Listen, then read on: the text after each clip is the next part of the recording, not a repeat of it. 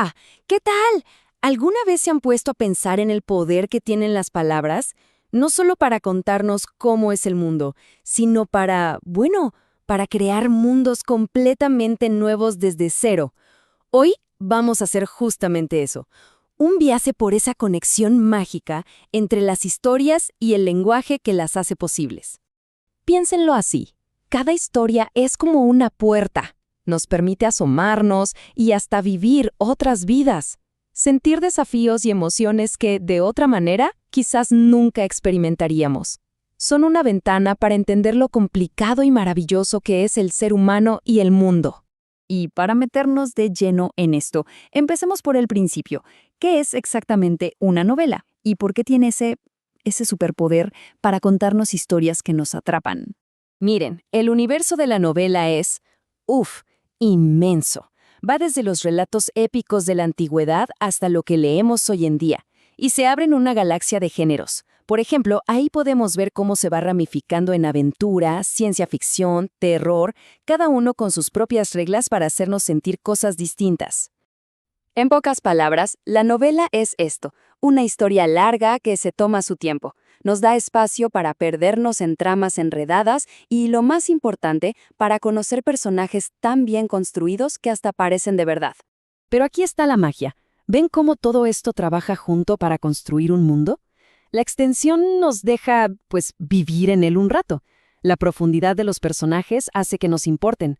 El conflicto nos tiene al borde del asiento. Y la verosimilitud logra que todo se sienta real, incluso si es la fantasía más loca. Ahora, aterricemos todas estas ideas. Veamos cómo cobran vida con un ejemplo que seguro muchos conocen. La increíble historia de Sorbas y Afortunada. Aquí empieza todo. Imaginen la escena. Una gaviota, Kenga, cubierta de petróleo, usa sus últimas fuerzas para caer en el balcón de Sorbas, un gato grande, negro y gordo. Antes de morir, le encarga su tesoro más grande, su huevo, y le arranca 3 promesas que van a cambiar la vida de ese gato para siempre. Y ojo que no son promesas cualquiera, son el motor de toda la novela. Primero, no te comas el huevo. Segundo, cuida al polluelo cuando nazca. Y la tercera, la más loca y difícil para un gato, enséñale a volar. Es un pacto de honor que desata una aventura increíble sobre la responsabilidad.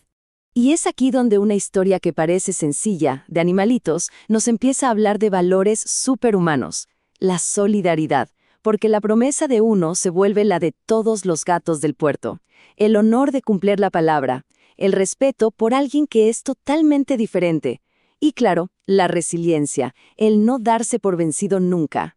Entonces, la gran pregunta es esta. ¿Cómo hace el lenguaje para que esta historia y estos valores cobren vida? ¿Cuál es la maquinaria que hace que las palabras nos conmuevan de esta manera? Pues la respuesta está en el motor de la narrativa, y ese motor se llama el grupo verbal. Vamos a ver cómo esta pieza gramatical es clave para darle vida y sentido a todo lo que leemos.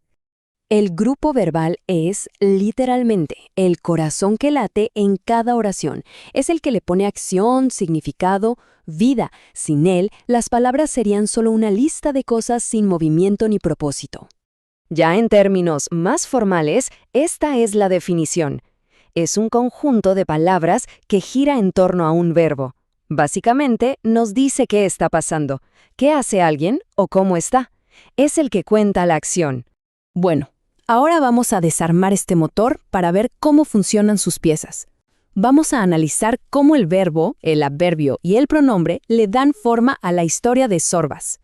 Los verbos son la pura fuerza de la oración. Miren la diferencia. Por un lado, el verbo predicativo es acción pura. Cuando leemos que Sorbas recluta a sus camaradas, casi que lo vemos moverse. Por otro, el verbo copulativo describe un estado, como en «la noche estaba silenciosa». Uno es movimiento, el otro es como una foto. Ambos son vitales para pintar la escena completa. Luego vienen los adverbios. Estas son las palabras que le ponen color y detalle a la acción.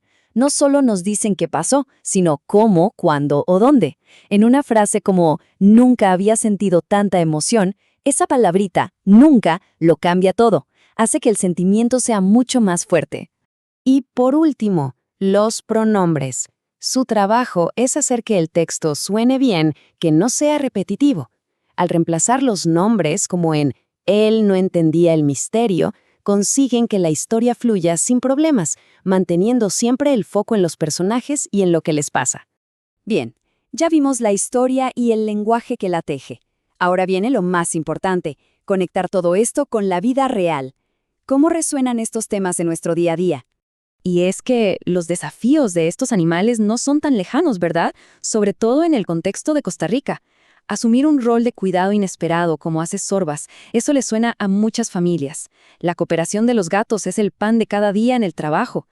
Y ni hablar de la perseverancia de Afortunada. 17 veces intentó volar. Esa es la garra que se necesita para sacar adelante los estudios o una meta personal. Incluso el tema del daño ambiental nos toca directamente, recordándonos la urgencia de proteger lo nuestro. Esta metáfora que sale del análisis es potentísima. Resume una verdad universal. Ese susto ante lo nuevo, ya sea un estudio, un trabajo, lo que sea, solo se supera dando el primer paso. Al final es la voluntad, las ganas, lo que de verdad nos da el impulso para volar.